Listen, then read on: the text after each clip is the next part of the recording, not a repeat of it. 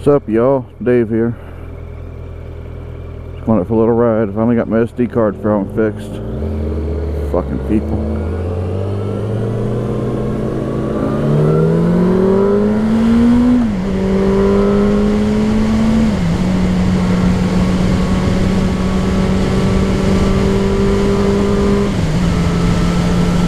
Going out for a little ride here in Charleston.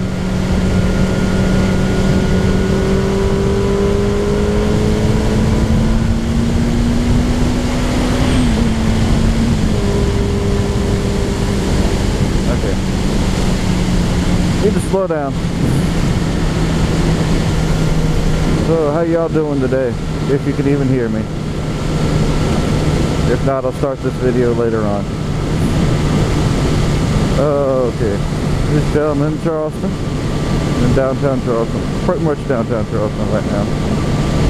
The old Cooper River Bridge.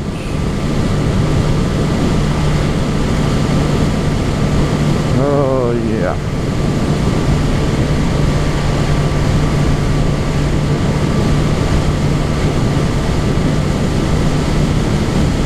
So I'm not really sure what the head topic is. This is actually more of a test to see if the camera even works, and to let y'all know, hey, I am still making videos, but I'm trying to make a video.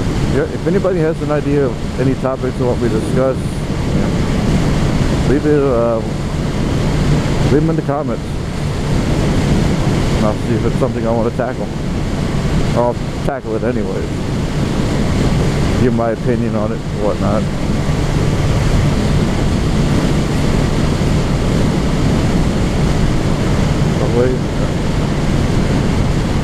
Nope. No way.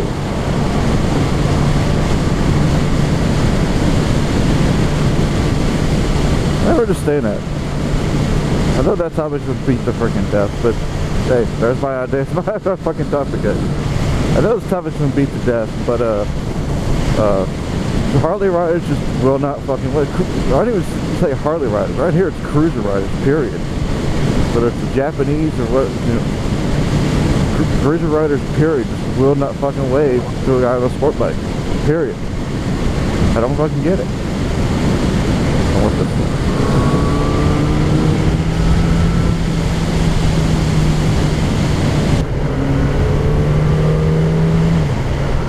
So, back on topic.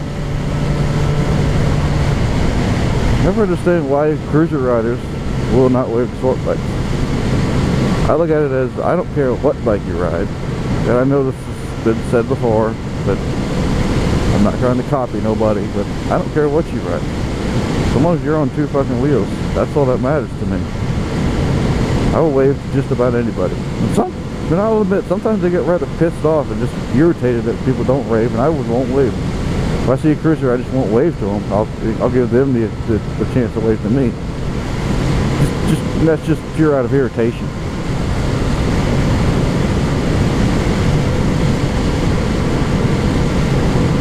I've almost found a system to it. If the guy's wearing at least a helmet and gloves, he'll wave. If he's wearing, no matter what his age is, if he's wearing no gear, he's not going to wave. That's pretty much the system, at least around here. At least here in Charleston, that's pretty much what I've noticed.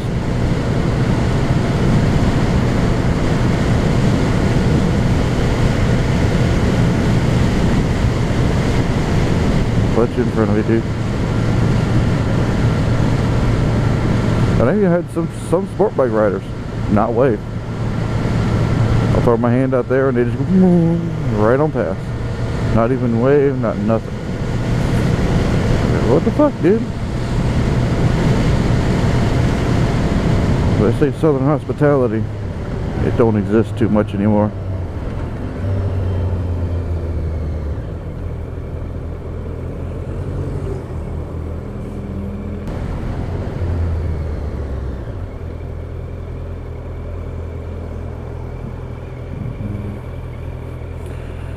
The old famous Charleston Market. I don't know if anybody's ever seen that before. I'm sure there's lots of people have been here before. Oh shit. That wasn't much of a topic. You know what the fuck, I have no idea what I'm even going to talk about. None whatso-fucking-ever. Like I said, I just threw on the camera just to fucking test it out because I've been having SD card problems.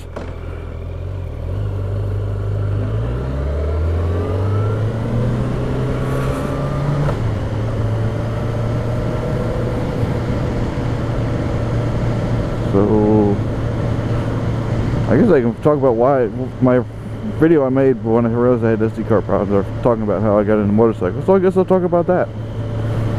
It all started about late 2008, early 2009, somewhere in that range. You know, gas prices are skyrocketing. So I decided I wanted to get me a motorcycle to save on gas. That was primarily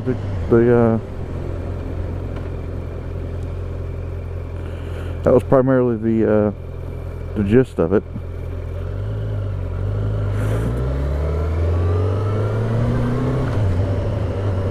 And I started researching bikes, looking at bikes, this and that. I didn't have much money, so I decided what's the absolute cheapest bike I can get. Brand new, that'd be the Ninja 250. So I started researching that and looking at it and trying it, and went down to the dealership, but because they were, you know, that was when they were coming out with the new design, so they're selling like hotcakes. And I just roast bumpy as shit. Ah, fuck. So started researching bikes, this and that, and I actually found out my cousin. I went to Ohio to visit family, and my cousin had just acquired the Ninja Suzuki T500, and they helped him with that, and got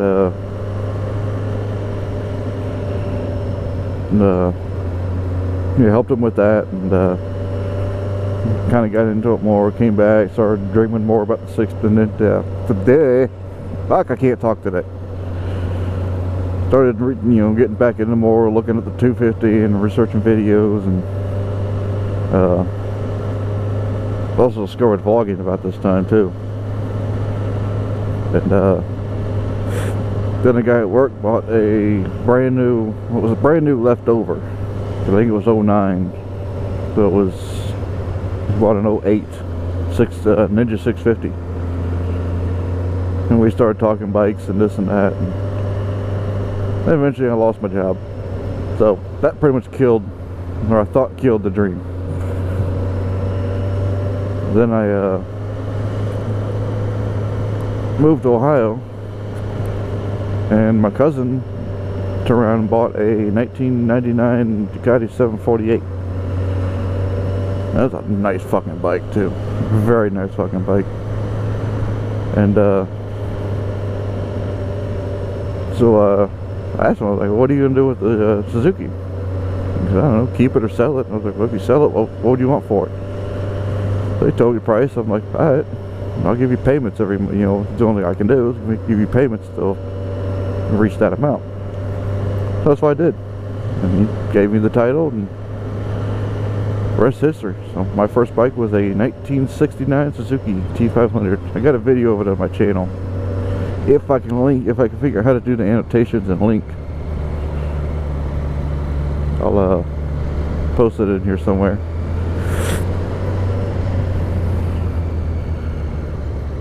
Then I got a good job opportunity here in Charleston, so I moved back down here.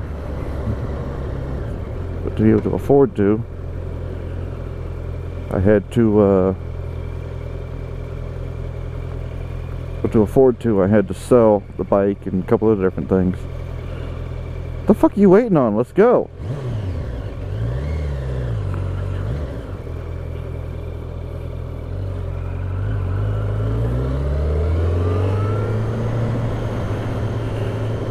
So when I did that, I came back, moved back down here, and I was bikeless for about a year. I kind of got out of the scene completely. You can go this way.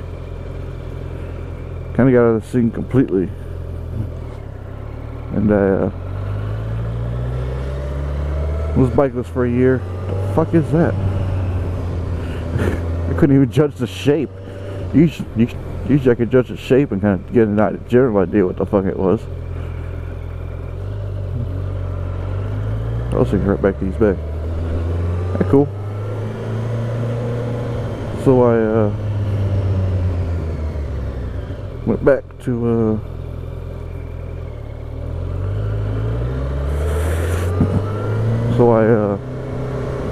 fucking forgot what I was talking about. Fucking thing in the car cover got me all fucked up. I'll show you this part of East Bay. So shows how often I come downtown.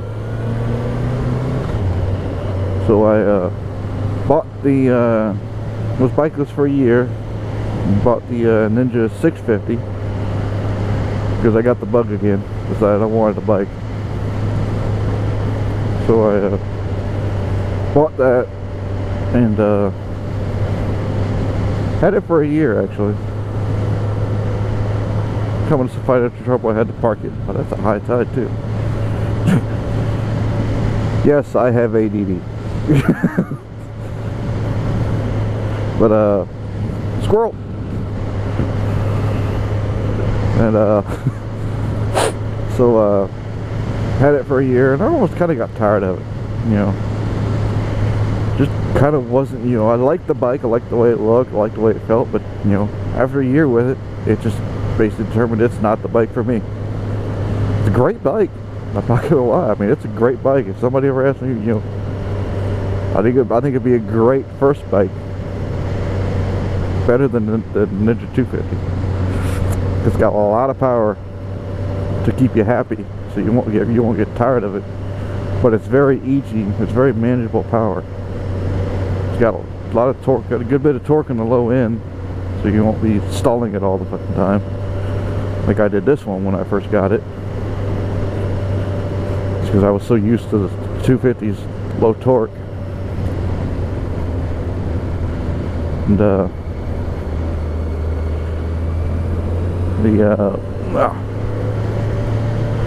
roads in downtown are shit. Just period shit. So yeah, I think that bike's a great bike. It's great. It's, you know, it's a great bike. It's a great beginner bike. I mean, it's even a great bike just for people who are intermediate and experts. I mean, it's a great all-rounder. Just wasn't for me. So the way I put it, first discovered this bike and turned around and got it and started researching it and looking it up. And one of the dealers, they had one, a used one. Say used, only had like maybe 40 miles on it. But they, I sat on that one and really liked it. Can't put that in there. Sat on it, really liked it. Oh, wait. Yeah, I could have went down there. I was thinking of something different.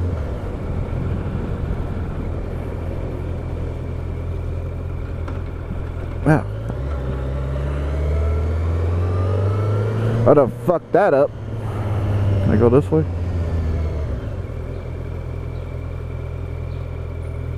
I think so. But I got this bike and I fucking love it. Do not regret getting this bike one fucking bit.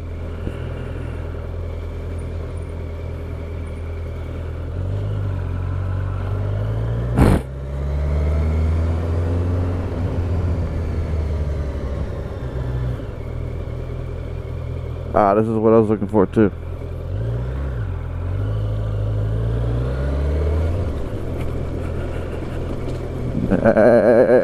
Fucking road's bumpy as shit, but I like that.